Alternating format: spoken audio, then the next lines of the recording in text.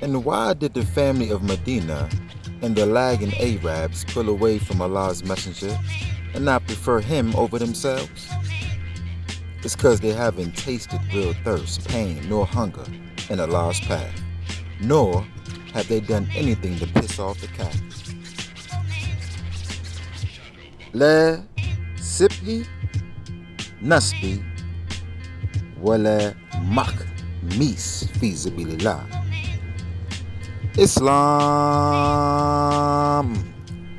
Yes, this is Minister Saeed Al-Mahdi, and today is Shaban the 10th, here with today's lecture, entitled Allah Smash Down.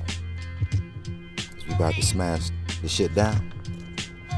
Procrastination brings clap back, because struggle breeds new breeds and shames the old ones. Ain't that right? Because struggle will humanize you. That's what they call humble, right? When you go through struggle, it actually humanizes you more. It allows you to understand what empathy is all about, right? Because when you understand what it means to be thirsty, hungry, go through pain for Allah, right? We're not doing this for anything else but for Allah. Not for your kids, not for your job, not for, your neighbor. No, we're doing this for God all the way, 100%. When you start to go through these kind of pains for God, it will humanize you. Ain't that right? Pardon me. It allows you to know the right buttons to push when you're dealing with people. I'm going to give you a testimony. Rahim. Empathy is to identify with another person, right? Emotionally and mentally. You understand them on a full spectrum, but you can't have empathy for someone without knowledge. So you have to have time to study. So an elder, a regular in the community, came to my business yesterday, explaining to me some of his problems. Told me that he was about to get blessed by the white man, the government, if he took some drugs for some of his problems. But you see, as a Mahdi, spiritual guide, a spiritual healer, I diagnose mental diseases and cure them without the white man's antidote. So he was literally sitting there talking to me, giving me all his information. He trusted me. He gave me all the information. Then I asked him one question. I said, I'm looking at you, you're talking to me, you're functional, your brain is functional, you're actually giving me full conversation, and I'm looking at your body language, you're giving me full respect. He was standing at a 45-degree angle, back straight, giving me eye contact, talking to me, explaining himself. So there was nothing wrong with him mentally, right? The man was on drugs, crackhead, meth, as he said. And he's trying to kick it, he was trying to tell me. He's trying to get rid of it. So the idea of curing someone who has a drug addiction is that you have to understand why they even started it in the first place. But when you're able to study a person's behavior and see, okay, it's not really like this person can't have a conversation. It's not like this person can't really talk proper. He actually can articulate words very well. But it was because of his poverty status that made a lot of people turn away. The world will look at people who have a homeless status and think that they're bums mentally, right? You can be a homeless person but not be a mental bum, and that's Jesus Christ, right? Job. We're looking at Muhammad was in a cave for like mad years. Like when you go through this type of struggle for God, God is going to keep your intellect, your mind going to be stronger. Right? I'm a homeless man, but I still know how to have a conversation. Like most people who got money and cars and degrees, when they in public, they like, I'm telling you, they like quieter than fucking birds, quieter than mice. They scared. But you got the degree and you don't even know how to have a basic conversation. But when you homeless and poor, you at the front line. I'm a frontline advocate, but it doesn't mean I'm a bum. I'm talking about, I've been married twice in this status. Beautiful woman. My ex-wife, Nikeli, she's probably one of the finest women in New York City. Homeless though. I got her at a homeless status, right? Being homeless don't mean you a bum. Just want to put that on record. So I'm talking to this man, and I'm like, yo, this man got a good, he knows what he's saying. So I said, obviously you're not taking meth because you have mental problems, dude. There's something wrong with you. Something happened to you in the past. Something caused you to want to lead to that. And he told me it was family problems. His family rejected him.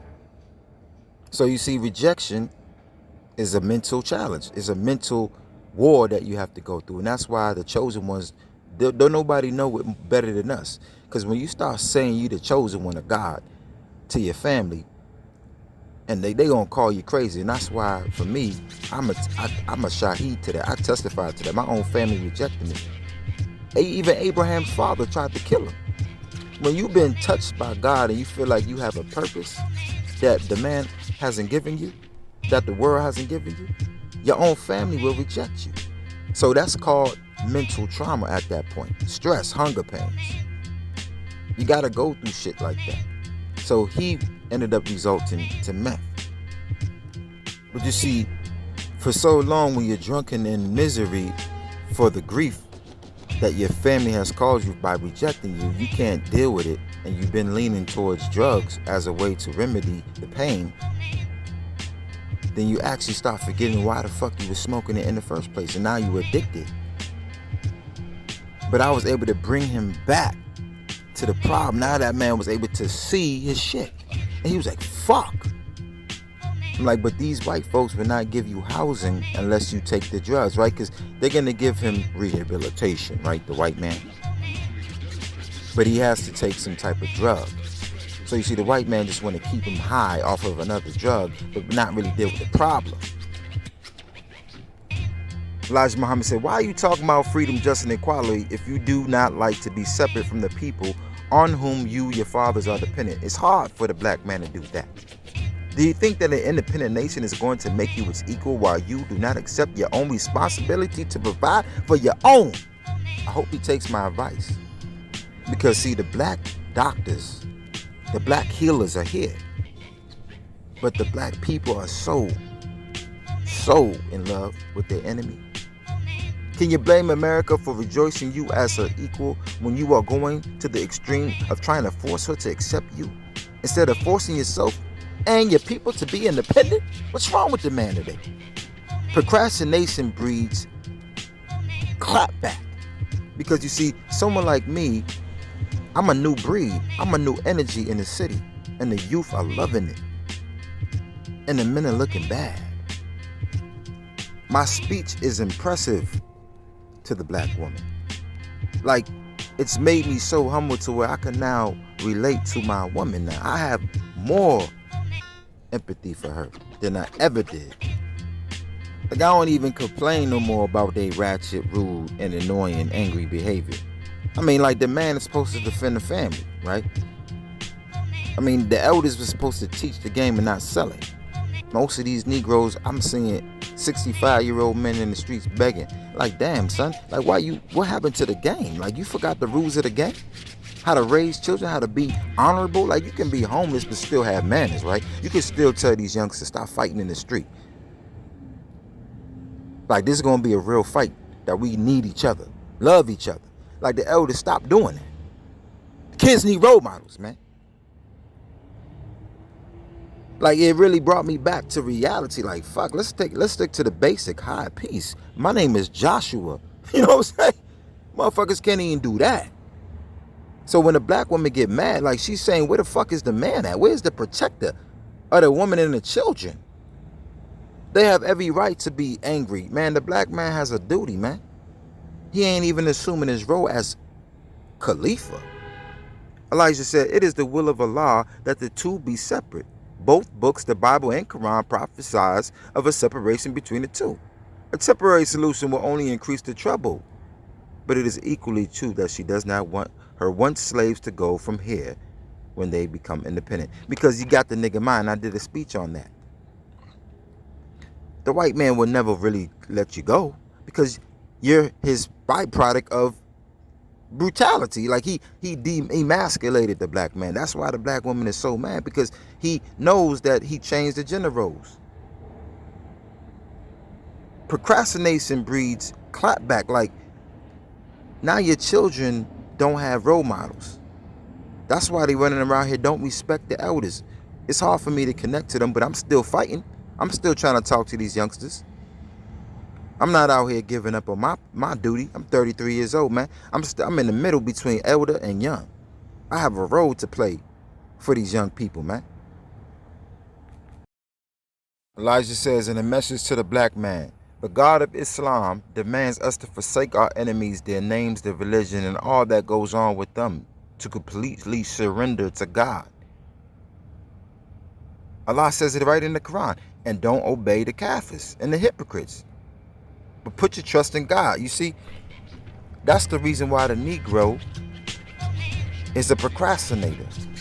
That's the reason why they put themselves before the Prophet Muhammad and the Sunnah, because they got that baby boy mentality, that nigga mind, that house nigga mentality. Ain't that right?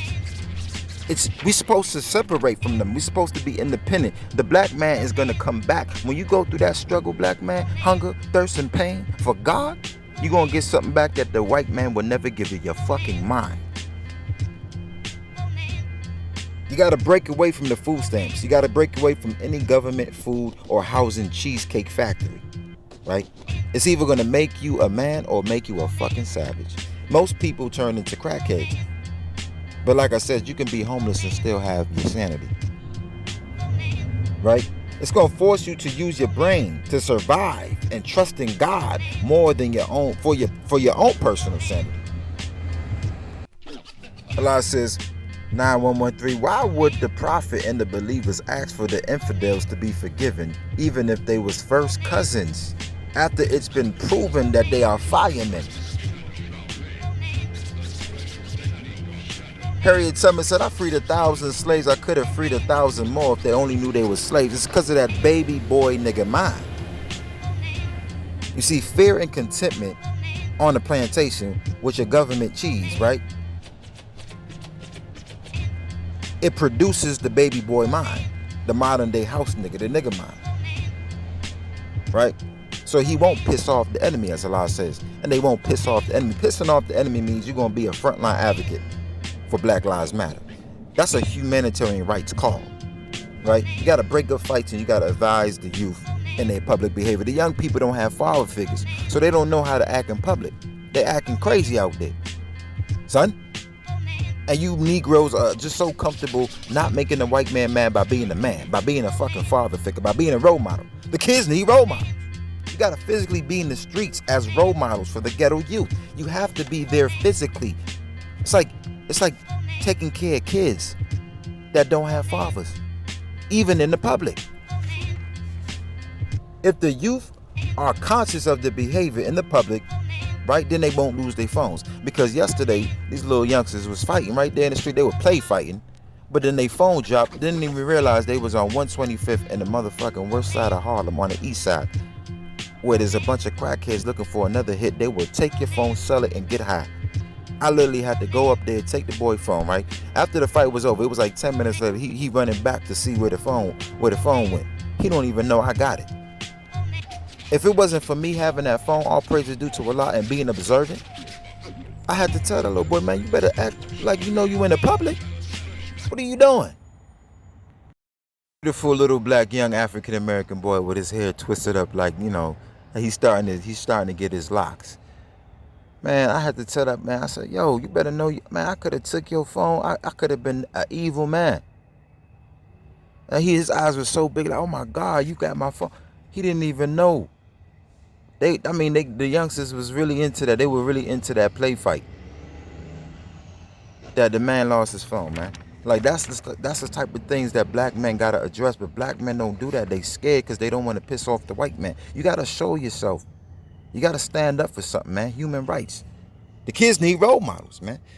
You see, when a woman see that in public, then they come out the next day and they change their behavior. I testify to that because now I see more black women in Harlem on the east side. They coming out with the African dashikis and shit. A young Muslim, a high school kid. He's now wearing the robe and he's wrapping his head up with a turban. Like when you start being role models, the shit pays off, especially when you're consistent. Jesus said, "Every word of mine is true because it is not mine, but God who sent me to the house of Israel. So I say to you that all that what you possess, God has given it to you. And so what is more precious, the gift or the giver? When your father and mother with every other thing is a stumbling block to you in the service of God, leave them like enemies." You see what I'm saying? Most black men can't do that. I have done such. I'm like Abraham. That's why I'm a homeless man. So homeless man, being homeless don't make you a bum. It makes you a righteous man. Shout out to Abraham. 9118. Allah says, those who didn't join the fight thought that they could escape God. You see, eventually, because this RGY thing, this is breeding me. It's breeding a whole new entire man right here. This the kind of influence that the young people need to see, especially when they out there in Ferguson, Missouri, and Baltimore, Maryland, talking about Black Lives Matter for Freddie Gray and Tamir Rice. They need to see discipline from the men. All right? Cosmic law is eventually going to catch up to you procrastinating baby boy house niggas, right? Because your woman is going to love me more for standing up. She going to now call you bluff. Your children are probably going to want to join my camp because they see someone who really cares. Or you're going to have that personal shame. You're going to feel pathetic because now you see there's another breed that's making you look weak. Or you're going to stay a baby boy. But it don't matter which side you choose. If you don't choose RGY, this is what's going to happen. Cosmic law will get you, man. So every masjid in America that promotes the welfare system for its members are like empty bottles because your imams got no courage to do this right here. That a homeless man got to do the work that an imam who got money, a masjid, and fucking recognition like this nigga here, Imam Siraj Wahaj in Brooklyn. Everyone in the mainstream Muslim world know this man. But the fucking streets are stinking and the youth are wild, right? And their followers are like skeletons without bodies, because when you follow spiritually dead people, then you eventually will take on that mentality, right? Now you're acting like your house nigga imam. So I warn you people, join the RGY, support the RGY, because we are the frontliners. I'm like really like a Yemen refugee / news reporter. Peace.